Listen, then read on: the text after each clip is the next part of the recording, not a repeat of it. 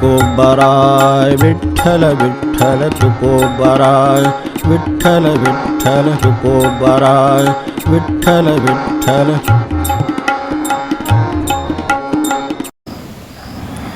आपल्याला आज वेळ कमी आहे, पण आपण आरंभ करून ठेवलेला बरा. कारण एकदा आरंभ झाला की त्यांच्यावर जबाबदारी सांगते काहीतरी. ज्यांना आरंभच केला नाही त्याची जबाबदारी असं संकल्प करणारीची जबाबदारी त्यांच्या हातात. आपल्याकडे सगळ्या शास्त्रामध्ये कर्मांच्यामध्ये विधीमध्ये सुरुवातीला एक संकल्प करतात, असं करण्याची माझी इच्छा आहे. आता इच्छा आहे म्हणलं म्हणजे इच्छेचा संपर्क परमेश्वराशी असल्यामुळे त्यांना आपल्या प्रयत्नांच्या प्रमाणात तरी निदान लक्ष घालावं एवढ्यासाठी करायचं. आता आमचा काळ असा आहे की एकूणच कष्ट कमी पडतील तर कसं बरं होईल असं बघण्याचं काळ. शरीर कष्टाचं तर आता जवळजवळ आता हळूहळू इतिहास जमा होईल. म्हणजे ज्या अर्थाने लोक 25 वर्षापूर्वी राबले, 50 वर्षापूर्वी, त्याच्या आधीचे त्याच्यापेक्षा जास्त राबले, तर त्याचं एक अवघड झालं आपल्याला माहिती आहे. इतर जे अभ्यासाचे काय बाकीचे सगळे म्हणजे मेंदूचे म्हणा फार तर त्याला, तेही कष्ट विचार करण्याचे काय शोधण्याचे, साधं 2x2 करण्याचे सुद्धा अवघड. म्हणजे गुणाकार करायचा झाला किंवा बेरीज करायची झाली साधी, अगदी फार लांब नकोच, गुणाकार जरा अवघडच वाटतो अलीकडे, त्यामुळे नुसती बेरीजच करायची झाली तरी सुद्धा 5 मिनिटात होण्यासारख्या, तोंडी होण्यासारख्या बेरजेला 5 मिनिटं लागतात. एवढ्या बेरजेसाठी कॅल्क्युलेटर शोधण्यात 10 मिनिटं लागतात. ते काळच असं आहे, ते इकडे तिकडे ओढत होतं, काय ओढत हो नाही जरा कॅल्क्युलेटर काय करायचं, बेरीज करायचं, घ्या की इकडं. तर 5 मिनिटात ते करावं. ह्याच्यापेक्षा सुद्धा आपण कॅल्क्युलेटर हुडकू, म्हणजे पहिला विचार मनात काय येतो की बेरीज करायची म्हणणं समोर आणा, असं नाही होत. कॅल्क्युलेटर होते हे होतं. म्हणजे कष्ट करण्याची एकदा सवय गेली की हे सगळं होतं. अशा काळात आपण हा सगळा विचार करतो याची मला जाणीव आहे. आणि ते काय म्हणतात, ते का तसं म्हणतात हे पण कल्पना आहे. तेव्हा आता एक प्राध्यापक माझे मित्र, ते वर्गात चांगलं प्रामाणिकपणे शिकवत असत. तेव्हा ते सगळे काही चॅप्टर झाल्यावर त्यांना विद्यार्थ्यांनी एकदा भेटून विचारलं की एवढे सगळं जे तुम्ही तपशिलात शिकवत आहात तर ते चांगलं आहे, पण ह्याच्यावर परीक्षेत प्रश्न येणार का सगळ्यावर? तर आता ते म्हणाले बा सगळ्यावर कसे प्रश्न येतील, आपली सगळी तयारी पाहिजे, त्याच्यासाठी हे शिकवतोय. आणि त्या काहीवर येतील, पण आपल्याला ते ज्याच्यावर येणार आहेत तेवढंच काही जे आहे ते शिकवलं तर बरं होणार नाही का? मला सांगा, खरं आत्ता मनोवृत्ती तशीच आहे परिस्थिती. मूळ आपल्याला अभ्यासक्रमाचं पुस्तकसुद्धा वाचायचं नको वाटतं, सगळं पुस्तक वाचायचं तर अजिबात नको वाटतं.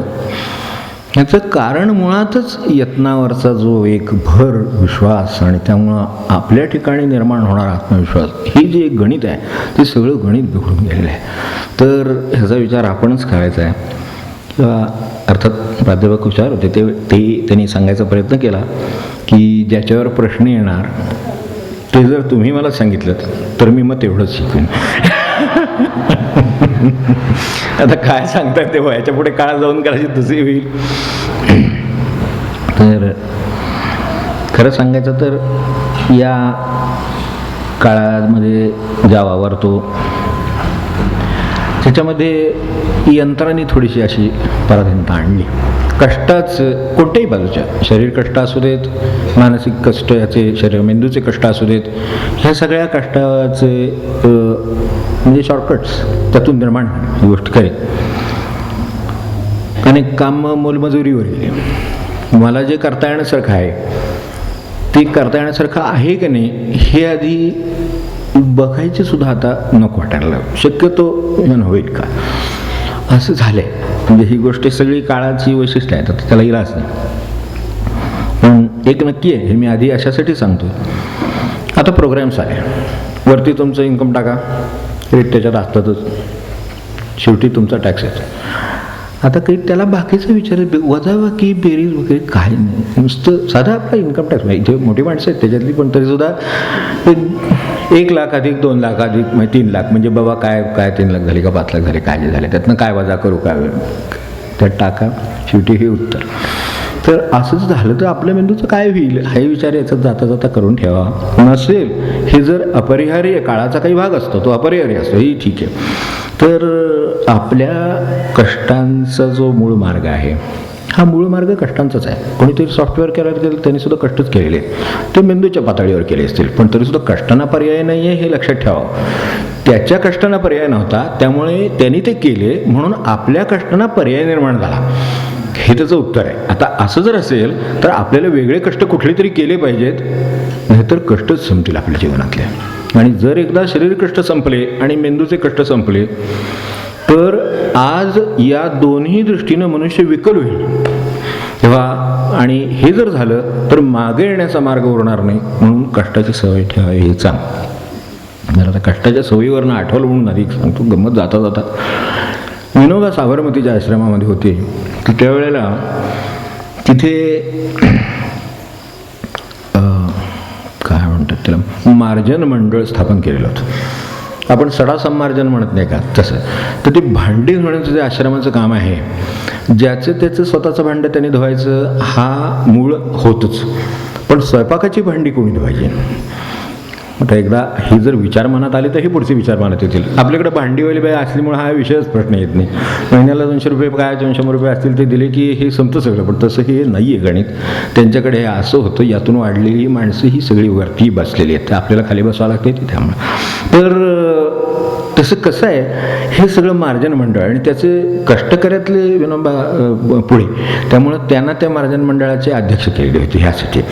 आणि त्यात पुन्हा असं की ते बघायचं काम त्यांच्याकडे, भांडी घासलेली बरोबर आहेत की नाही हे बघायचं काम त्यांच्याकडे. आता विनोबांच्या परीक्षेला भांडी उतरायची म्हणजे ते पुन्हा प्रश्न.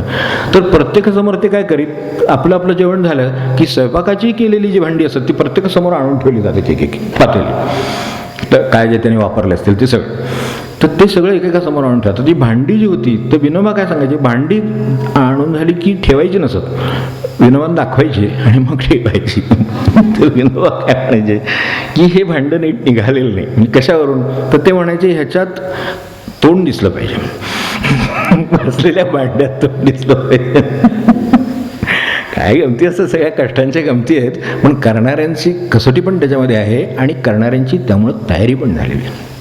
हे तितकंच आहे. आणि ती माणसं टिकून राहिली, काळाच्या सगळ्या ह्याला ओघाला टिकून राहिली. तर त्यात तोंड दिसलं पाहिजे, तोंड दिसलं पाहिजे. हे एकदा झालं, दोनदा झालं, तीनदा झालं, लोकांनी परत परत घासून, मग ते काही लोक तसे घासून यायला लागले. काही लोक असेही होते की इतकं काय करायला पाहिजे का, काय भांडे स्वच्छ निघाले ना, आता कुठं काय दिसते का त्याच्यावर, असंही होतं. आता सगळे एकत्र आल्यानंतर या गोष्टी व्हायच्या, ते सगळं झालं. तर त्याच्यात आपले पुंडलिक जे होते, पुंडलिकची कातडी, म्हणजे तुम्हाला माहिती असेल की बरेच लोकांना करायचे नसतील, म्हणजे माझं योगाने गाठ पडलेली त्यांनी, मी त्यांना पाहिले. आमच्या एका बैठकीत ते बसले होते, त्यावेळेला बोलणं झालं. तर ते पुंडलिक जे त्यावेळेला तिथं होते, ते एक दिवशी जरा रागाला आले. ते काय म्हणले की तुमचं तोंड काळ आहे म्हणून ते आमच्या बाटल्या भांड्यात दिसत नाही. लोक पण होते आणि विनोबाई होते, तितकंच आहे. विनोबा शांतपणे त्यांना काय म्हणाले की तुमची म्हणताय ते बरोबर आहे, माझं तर म्हणजे मी काळाचं आहे, त्यामुळे त्याच्यात ते तुम्हाला असं वाटतंय, पण भांड्यात तोंड दिसण्याचं जे गणित आहे ते व्यस्त आहे, माझं तोंड जास्त दिसलं. काय तेव्हा तुम्ही घासून नीट आणा, बस बाकी काही नाही. असं पाहिजेच आपल्याला. सांगायचं ना, हे ज्यांना आहे ते आयुष्यात पुढे सगळ्या कष्टांना टिकणार आहेत, एवढं लक्षात ठेवायला हरकत नाही. कारण काय आहे, हे वाटतंय पण हे असंच सुखासीन जीवन असेल आणि असेलच असं नाही एकतर, आणि ते कशानं जाईल हेही सांगता येत नाही. तर हे जे लोक हे कष्ट करून टिकले, त्यांना ज्या गोष्टीची गरज लागते त्या गोष्टीबद्दल हा आज्ञा आहे. मुळात कष्टाचं एक गणित आहे स्वतःचं. म्हणजे मला त्याच्यातलं सांगायचं एवढंच, या सगळ्याचा सारांश एवढाच की नैसर्गिक क्षमता त्यामुळे आपल्या लोप पाहू नयेत, ज्या शरीराच्या आहेत, ज्या मेंदूच्या आहेत, त्यांना क्षमता लोप पाहू नयेत. तर त्याच्याबद्दल आपण सावधान राहावं, टिकवायचे मार्ग बघावेत.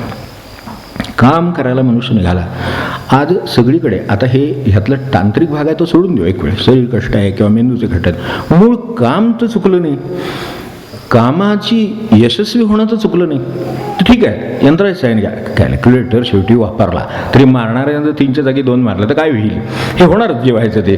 म्हणजे पुन्हा त्याच्यात यश किंवा अचूकपणा आणि ते जे काही साध्य करायचं आहे ते साध्य कुठे चुकलं आहे आपल्याला, त्यामुळे ते साध्य व्हायलाच पाहिजे. आणि हे साध्य कोणाला होईल याचं गणित या भागामध्ये आहे. तेव्हा आणि गणित नाही सुटलं तर साध्या प्रपंचात सुद्धा एखाद्या कामात यशस्वी होऊ का नाही ही शंका येऊ शकते. दगड आहे समोर, उचलू का नाही, उचलेल का नाही, शंका येऊ शकते. हे सगळं होऊ शकतं, पण त्यांचं म्हणणं असं आहे की हे गणित हे बाकीचे मार्ग, मध्यम मार्ग, प्रोग्राम हे सोडा क्षणभर. आपल्याला जे काही ज्या स्वरूपाचे काम आहे त्या स्वरूपाच्या कामाला यश येण्याचं साठी जे प्रयत्न करतो ते भले यंत्रावर करत असू किंवा आपल्या आयुष्यातले प्रश्न सोडवण्यात करत असू किंवा आपले काय मार्ग चाललाय, ध्येय कुठलं चाललंय, काय परमार्थ चाललाय त्याचं असेल, ह्या सगळ्यात शेवटी यश मिळवण्याच्या बाबतीत मनुष्याचे जे जिथे कुठे गणित गडबडतं त्याबद्दल हे म्हणणं आहे. त्यांचं म्हणणं असं की यत्न मनुष्य करीत राहिला तर त्यानं काहीही होणार नाही असं या जगात नाही. आता हा त्यांचं म्हणण्याचं काय भाव आहे तो आपण अभंग बघताना बघूया.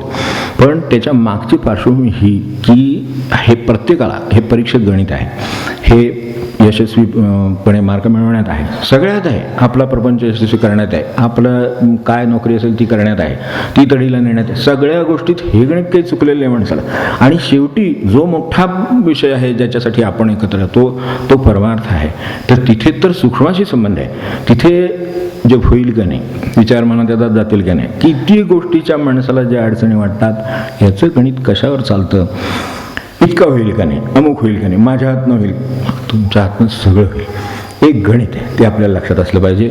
आणि तुकोबांसारख्यांनी जे सांगून ठेवलेलं आहे त्याची आपल्याला खात्री असली पाहिजे, त्याची ओळख तरी असली पाहिजे. मग पुढं खात्री होईल का त्याच्यात, अनुभवानं खात्री होईल तरी चालेल. किंवा त्याचं गणित आहे अगदी सोप्या भाषेत मांडू का तर सोपं सांगतो. काय आपलं एकूण काम आहे भागिले 24 तास. अगदी जर आपल्याला साधं सोपं करायचं असलं तर भागिले 24 तास गुणिले n दिवस, किती दिवस, आपल्याला त्याच्याशी काही संबंध नाही. आता ह्याला पुन्हा गुणाकार आहे गणिताच्याच भाषेत बोलायचं असेल तर, गुणिले आपला आत्मविश्वास, इथपर्यंत व्यवहाराचं गणित जातं. ज्याला परमार्थाचे आधार आहे, ज्याला ह्या तुकोबांच्या म्हणण्यातला जो त्यांचा पांडुरंग आहे त्याचा आधार आहे, त्याला गुणिले भगवंत ह्याला मदत करणारी खात्री बरोबर यश, असं गणित आहे. आता आपण ठेवा वाटलं तर लक्षात काय आपल्याला माहिती असेल तर यश इथपर्यंत आलो. इथं सामान्य माणसाची काम झालं असं माझ्या दृष्टीनं, कारण त्याचा आत्ता त्याने वापर करून घेतला तो फक्त त्याचा प्रपंचातलं काम करून घेण्यासाठी केलं आहे. हे परमार्थाचं गणित सगळं असंच आहे, एकूण काम भागिले 24 तास गुणिले n दिवस, ह्या सगळ्याला गुणिले पुन्हा आत्मविश्वास आणि परमेश्वर मदत करणार बरोबर यश, हे नक्की आहे. म्हणजे या जन्मात मुक्त होईन का नाही ते ह्या गणिताने मुक्त होईन. पण मुक्त होण्यात ह्याच्यात अजून एक आहे, यश वजा अहंकार, बरोबर आपलं काम ठल ठल ठल ठल ठल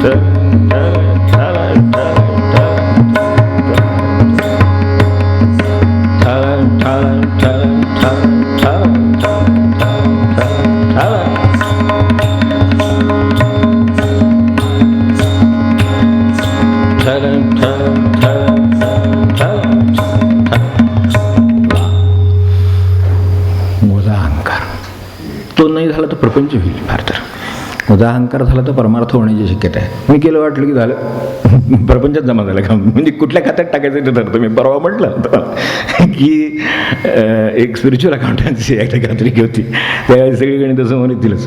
पण हे त्याच्यात आहे एवढं खरं, वजा अहंकार केला की यशेत.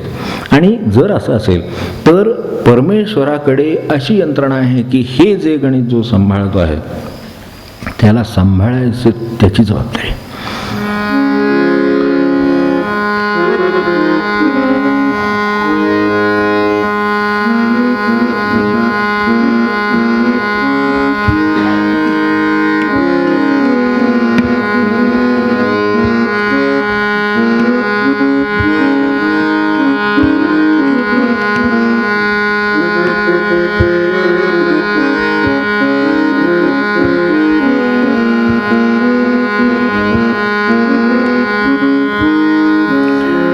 यत्न करिता तेणे काय नवे, यत्न करिता तेणे काय नवे, जैसे तैसे राहे देवाचे हे देणे, जैसे तैसे राहे देवाचे हे देणे, जैसे तैसे राहे देवाचे हे देणे, यत्न करिता तेणे काय नवे, यत्न करिता तेणे काय नवे, जैसे तैसे राहे देवाचे हे देणे, जैसे तैसे राहे देवाचे हे देणे, यत्न करिता तेणे काय नव्हे, यत्न करिता तेणे काय नव्हे, यत्न करिता तेणे काय नव्हे, यत्न करिता तेणे काय नव्हे. यत्न केला तर काहीही अशक्य नाही. आणि आत्ता सांगितलेलं गणित लक्षात असावं. याच्यासाठी जे लागतं तर त्यातलं काय काय त्यांनी आता काय असतं, काही गणितं अनुभवानं सिद्ध होतात. गणितं म्हणून मान्य केली आपण, पण प्रत्यक्षात 2 आणि दुसरे 2 खडे ठेवले आणि मोजले तर 4 होतात. प्रत्यक्षात बेरजेनं त्यांनी आधीच सांगितलं असं 2 आणि 2 4 होतील म्हणून. पण ज्याला अनुभवानं खात्री करून घ्यायची त्यांनी घ्यावी. आणि त्यातल्या त्यात संतांचं ऐकावं का ऐकावं,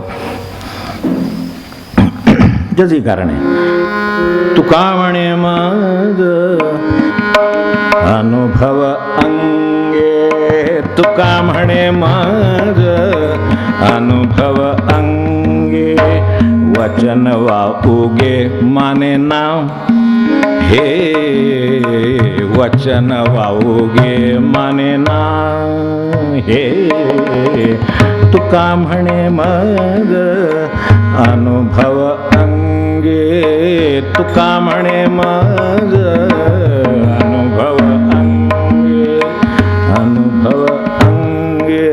ज्याच्याकडे अनुभव आहे त्याचं ऐकायचं, ते संतांचं एवढ्यासाठी ऐकायचं की त्यांनी हित सोडवलीच, याचं नाही काही त्यांच्या दृष्टीने, त्यांनी आपली नाही इतरांची सोडवून दिली.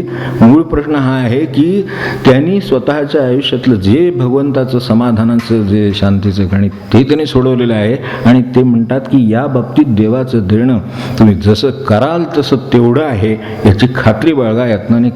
यत्नाला काहीही अशक्य नाही. तर ह्या दृष्टीनं, आणि म्हणून त्यांचं म्हणणं तुका म्हणे माझं अनुभव अंगे, मला स्वतःला याचा अनुभव आहे, स्वतःला अनुभव अंगे, मी स्वतः अनुभव घेऊन तुम्हाला सांगतो आहे.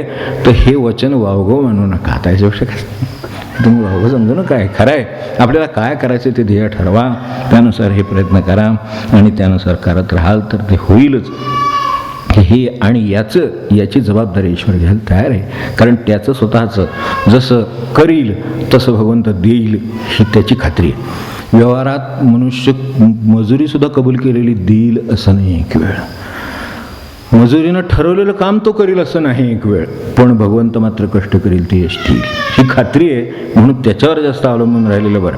म्हणजे परमार्थाच्या संदर्भात मी आता फक्त शेवटचं 1 मिनिट बोलतो, आजचा पोहतो थांबतो. पुन्हा आपण या अभंगाचा नीट सविस्तर पुढच्या वेळा विचार करू. काय होतं हे एक आत्मविश्वासाचं गणित साध्या भाषेमध्ये. मी आत्ता मगाशी विनोबांचं बोलतो, दुसरं सांगतो विनोबांचं आणि एक गोष्ट सांगतो थांबतो.